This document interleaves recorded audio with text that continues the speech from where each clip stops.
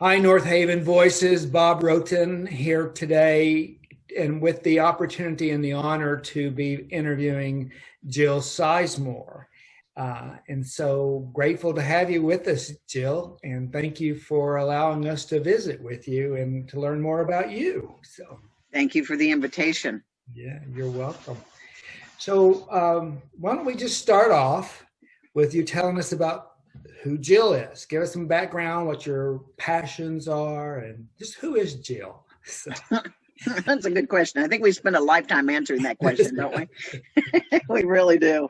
I'm a military brat, raised in the backseat of a station wagon, landed in Knoxville, Tennessee. You know, people say, "Where are you from?" I say, "It's the backseat of a station wagon." That's exactly where I'm from. But we got to Knoxville when I had hit like school number 19, and my father passed away shortly thereafter. And my mom said, "Well, do we need to move anymore?" And we thought, nah, we don't. So I actually finished high school. My brother actually finished his 12th year of high school, having never been to the same school twice. And then I went on to get my undergrad at the University of Tennessee. While I was there, I joined the reserve. Okay. It's a great ad. I was sucked into a on-campus ad because the unit was on campus. It said, "Want some part-time work? You'll get more doing in one weekend what you could do with a part-time job for a whole month." And I thought, that made sense. So I walked in, and it was an Army Reserve unit right there on campus. Raised my right hand about a week afterward. Didn't tell my mother a thing. Oh no! Oh no! Yeah, not one word about it. Now, Oh. I've got 90 years of naval history in my family. Oh. When I told my mother and grandmother that I had joined the Army, they about fell over. They were so mad at me. My grandmother hardly spoke to me for about a year, but she kind of had to give into it because I stayed in for 32. Always a reservist, always. And I worked as a mil tech a little bit later on when I got to California. And I got to California because I wanted to be a singer-songwriter and famous.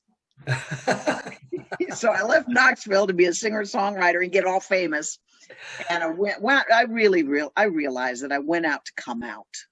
Yeah. I went to the Bay Area in San Francisco because that's where my cousin was living at the time.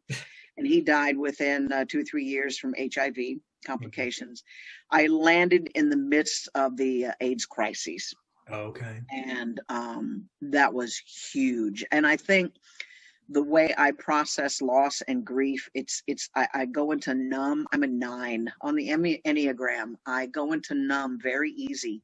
It took me about 20 years to realize numb is an emotion. It is. It's an emotion. And who knew? But yeah, it was years of going through, and I learned how to sing. And in that singing, I learned how to minister. And in that ministering, I learned where God was calling me. And one thing kind of fell right into the next. I started at my seminary at the American Baptist Seminary of the West there at Holy Hill. Can you believe that? American Baptist. I come out, but I'm going to a Baptist seminary. They were all part of what's called Holy Hill. They're at the Graduate Theological Union there in Berkeley, California. Okay. And Pacific School of Religion is there too. Mm-hmm. And that Pacific School of the Religion is a phenomenal school, very liberal, very open, very justice-seeking and justice-oriented. Fine school. Mm-hmm. But it had classes that accepted me. I spent my first semester with them, but their classes were like in the daytime, and I had a full-time job, and I wasn't near retirement there, and I knew something inside me said, you cannot give this up. So I stuck with it, and then I finally realized I was having some problems. And this Baptist, this Baptist from the seminary said, "Hey, come on over here. We'll feed you." And they actually are the only school, to my knowledge, that offered the core curriculum at night. Those classes began at 6 and 7 o'clock at night. So for 4 years, my colleagues and I battled through a 3-year program because, people with families, people with careers, people changing careers. And I learned a lot because I realized I knew how to be out and proud and gay. I didn't need that. I didn't need the PSR to teach me that. I needed to be with people that were scared to death of me. I needed to be with people that pissed me off. because it was a little bit of both. And I realized that that was the perfect place for me to be, to find my voice that wasn't singing, to find my theological voice. And being with people that were afraid of the LGBT message, being afraid of who I was, being very there were maybe 2 or 3 very closeted gay men and a lesbian. It was tough. And I determined right then and there that I had lived in that closet up until my 33rd year in Knoxville, and I wasn't going to go back. I was not going to do it. So I had to learn how to exist outside the Bay Area bubble, because the Bay Area bubble is a very protective place, and you can hide from anything there just like you could anywhere else in your life. And God was, I believe, teaching me, find out who you are. Find out how to speak to people who disagree with who you are. I still have some anger management issues, especially looking at the current political climate. But hard to pass it up this past year, wasn't it? Yeah, really. But we have to. I think God has been teaching me all along, and a message I keep hearing that's recurring in my journey, my walk, is walk into it. Walk right into it. As a manager, for so many years with the military and so many years as a military technician, I welcomed challenges. I loved personnel problems because I could deal with them. I had 2-star generals coming into my office unannounced, and they'd ask me these questions about this personnel or this situation or this commander, and we just sit and talk. I loved those opportunities, and God is now saying, you've got to take this opportunity a little more in here, because this is about yours. This is about your struggling and your challenging. And I really do, Bob. I really think I think who we are changes, and it should. That the answer to that question, I was here, 20 years ago, here 30 years ago, and here 5 years ago, and I'm a different person today. And I think God is always showing us something new. I love that. I love that, Jill. I love it. I mean, you speak from the heart. You speak from who you are. I mean, and I do. I think it is an evolution of learning who we are, and I love the fact that you're talking about using your voice. Yes. So many of us are afraid to use our voice, right? Because we'll be judged. And I'm glad to hear that. Thank you for that. Thank you. I mean, it is something that we're all learning to do, no matter how old we are. We continue to learn how to use our voice, so. Exactly. And I think that's what the Black Lives Matter movement is teaching white America, that would never condone what's happening with Black America, except we do by our silence, because of all the history behind white suppression with Black voices and Black lives. And I think the uncovering of that in our day and age, and in my age, my physical age now, it's unprecedented. Right. And it's teaching young Americans and young people all over the world, use your voice. Use your voice. And it's something our generation, especially my mother's generation, they were not raised in that. You don't use your voice. I just read a book to my kids, and I'm trying to remember my grandsons, and it was about use your voice. Yeah. So, and they're 5 and they'll be 5 and 7, but it's important to start teaching to ask questions and to use your voice and express your opinions and everything. Yeah. And I think it's important I think the thing that confronted me in seminary that rides with me every day is that not only what do I believe, but why do I believe it? And then if I can articulate why, I can have dialogue with someone, and I am capable of changing. Listening to their why helps me grow mine and adjust it so that it's more inclusive. And I think I think it's important to be able to listen to the opposite, right? Yeah. Because we immediately want to resist it, right? Because so it's looking inside. I've been reading this book called Richard Rohr's Just This. Have you? Yeah. Wow. It's a wonderful book. I keep reading it. It's kind of my daily meditation, but it's about how you see, and how in contemplative praying, but how you see. So, an event occurs or a person approaches you. It's like we come with this baggage of thinking. Yes. Thinking. Yeah. And then we we communicate that way from that habitual thinking. So this is when you close your eyes or look differently, see it differently, so that you can engage. So I don't want to get, but that's beautiful. No, that's good. You're exactly right. We communicate from all the luggage we've accumulated, and all we really need is an overnight bag. That's right. That's all we need. So leading into that, is there a verse or a story in the Bible that you connect with most in this journey that you have? It's interesting because probably what continues to draw me in the life cycle of growing, learning, examining, stepping back to figure out what you screwed up. So you got to grow, learn, examine, and step back again. I think the whole Exodus story really is special to me. I mean, there's lots of stories and amazing things in the Bible that I can reach to and that comfort me or challenge me. James right now in the New Testament. But I think the Exodus story of people walking all the way around their hands just to get to their thumb. Why? I'm directionally challenged to begin with, so I completely get that panic. I really do. I was on my way to, I don't even know where I was going, but I wound up in San Jose, and it wasn't exactly, north of where I wanted to go. It was like 60, 70 miles south. Oops. And I just have no sense of direction. So I get that metaphor of running all the way around your hand just to get to your thumb. And that's, I think, what we do sometimes in our lives. And that's what I've caught myself doing. And I've caught myself often living in past glories. And God is saying, they're not necessarily, it's not that it's over. It's just that your future with God's love and help is so much more glorious than your past. Mm-hmm. And that's what aging is about. I just turned 63, and getting into this saging moment is important. If I can't give my family, the people that know me, if I can't give them anything to hold on to when the crapola hits the fan in their lives, then what good am I?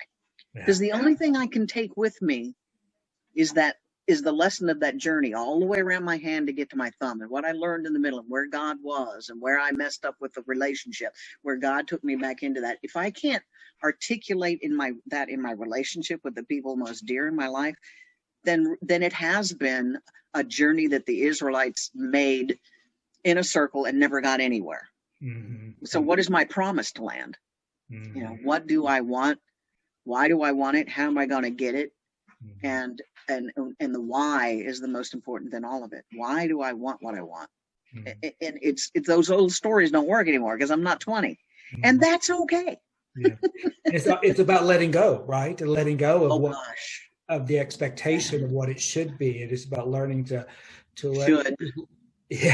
Just letting go and being quiet and listening to see that. But I love the fact that the life is a journey. We learn from our past, or we can hang on to our past, or we can look at our past and say, what do I gain from that? And what can I give someone else? Serve others.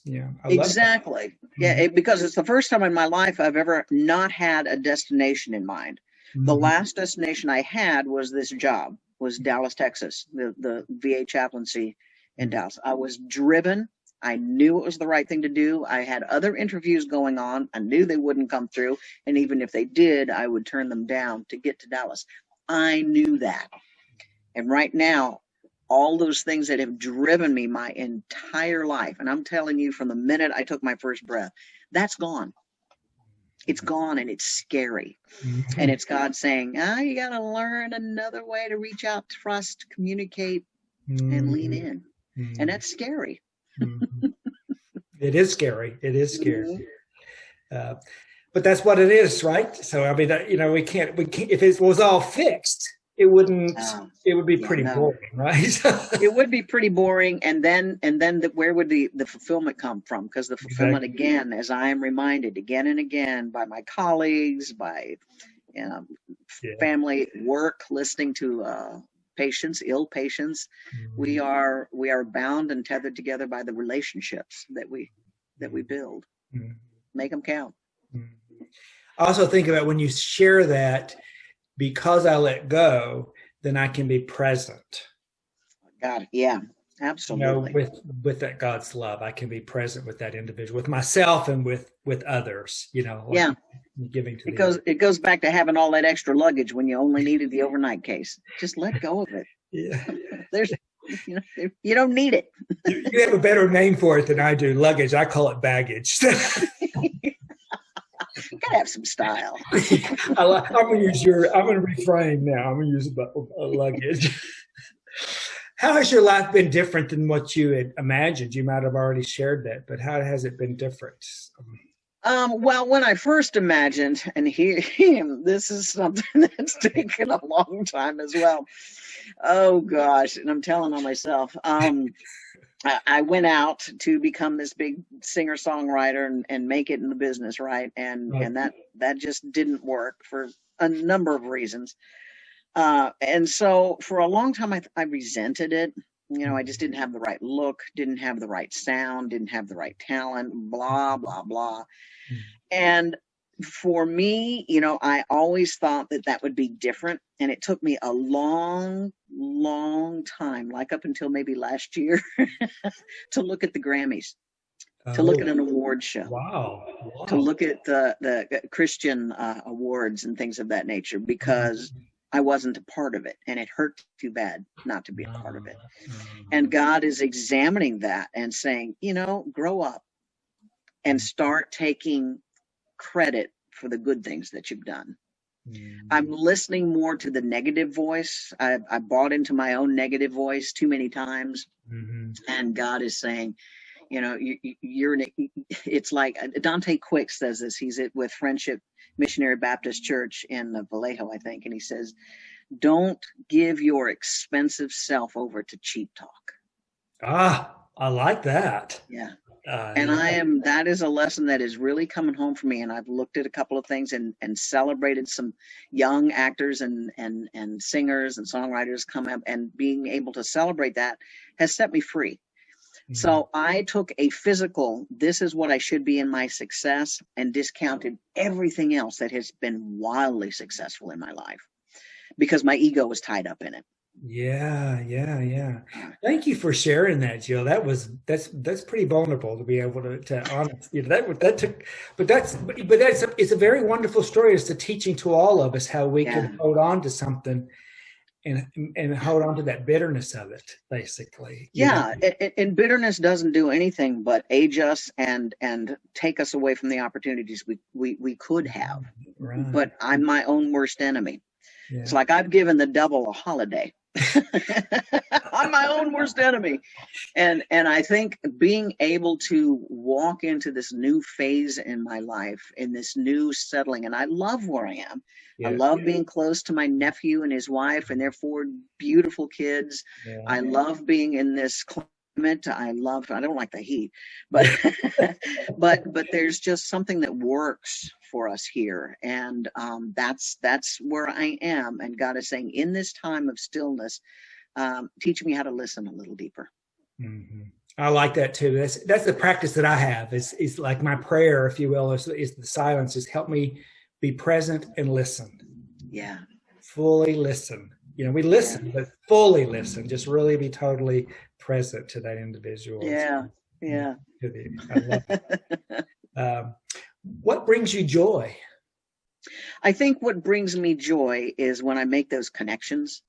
I have been giving patients a message about, you know, listening and leaning in, and I just lost my train of thought. But when I am able to give them the message that comes from my heart, suddenly I find God has given me the same message. And there is a joy in that humbles me. to the core. It's like, oh, it's like God is saying, you really helped this person through a spiritual struggle today or last week. Now, what are you doing about that same spiritual struggle in you? Wow. Wow. And that is it's when I can sit and look at small passages in biblical writing and see that same message that I've carried to those in need, and God is turning it around and making me the one listening to that same message. Mm-hmm. And that, I think, is probably, it's a very intimate moment with the divine. Yeah. And to get out of my own way and to allow that to happen and take credit for it, because God's given me credit for it. God loves me through it. That brings me deep, deep joy. And everything else just follows suit. Mm-hmm. Everything else just follows suit. You talk about the intimacy, but I think how you describe it, and my vision was with your patients, is that connection, that intimate connection with them too. And it could just be no words. It could be just a facial expression or a tear in the eye or anything that you can see it. It's a beautiful experience. Yeah. Just showing up sometimes is all you need to do, because their military background, and they see a chaplain. It's usually one of two things are happening, and then you laugh, and then you get to talk a little bit more. And those things that come up in those conversations, dealing with bereavement with families, I bring those messages home in here home, and God is turning those around, and always has since I started this work. It's been the most rewarding, spiritually rewarding work I think I've ever done. And I love singing, and I love being out there and doing what I do. I mean, in my day when I did that, but this is something deeper and more enriched, I think. And that it does bring me joy. And like I said, everything else follows suit, because what more could you want? That's right. Yeah, I can get the fence fixed, but you know what? The trick is to ask God about the fence. It is. It really is. It's not willy-nilly thinking. It is, this is what I'm really worried about. Mm-hmm. And then God starts to come in and say, here are your priorities. Mm-hmm. And then when I get panicked about going off to impulse buy, and I think there can be a lot of that in a 9 as well, like me, because I bought you something pretty. God is saying, no, take a breath, but you got to give me that fear before I can help you get through that. That's right. That's right. Yeah. That's right. That's right. We talk about symptoms and then the root, right? So exactly. Like I said, everything else follows suit. Everything else. And it just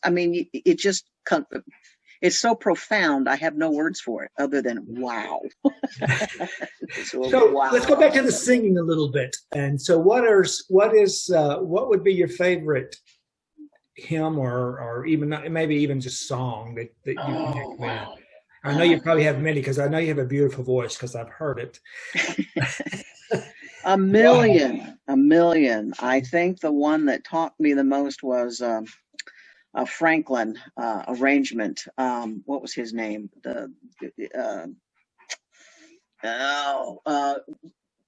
African-American choir, big gospel writer. He wrote this song called "Why Not Trust God Again." Oh. And every time I sang it, it nailed me. Every time I sang it, I was able to give it away, but I was also able to receive. Mm-hmm. That's probably the one that stands out to me. I mean, and a lot of them, and the simple Michael W. Smith song, "Breathe." Mm-hmm. Breathe. Mm-hmm. That's it. Mm-hmm. You don't even need a chord change to get through that song. I did, because I had to start it in F, and it always went up for the sopranos. But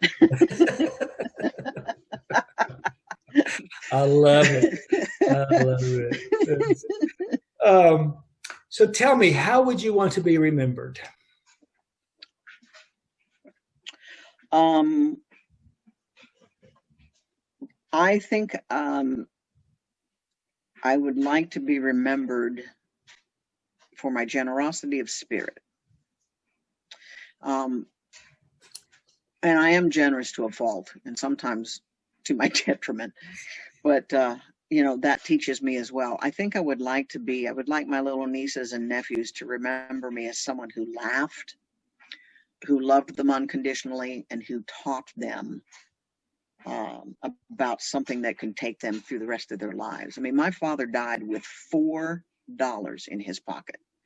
That's all he had to his name. There wasn't a bank account. There was nothing. $4 in his pocket. But prior to his death, he had given me my faith. He'd shown me about a God. He talked to me about a God. He introduced me to the God of his love. And it changed my life forever.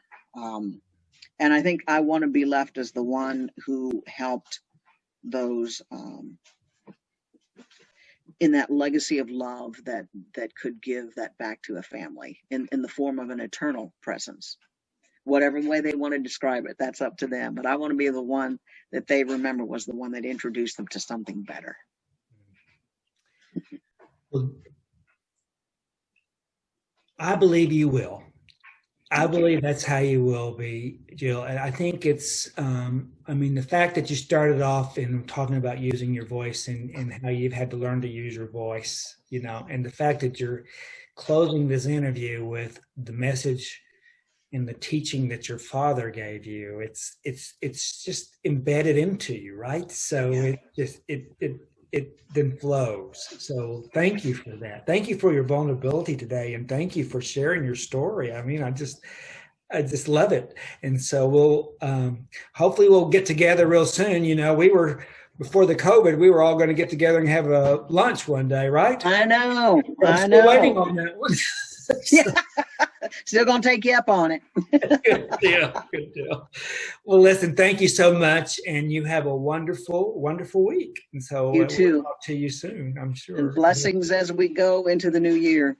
Absolutely. It's going to be a good year already. Oh yes. All right. Take good care. All right. Bye-bye. Bye.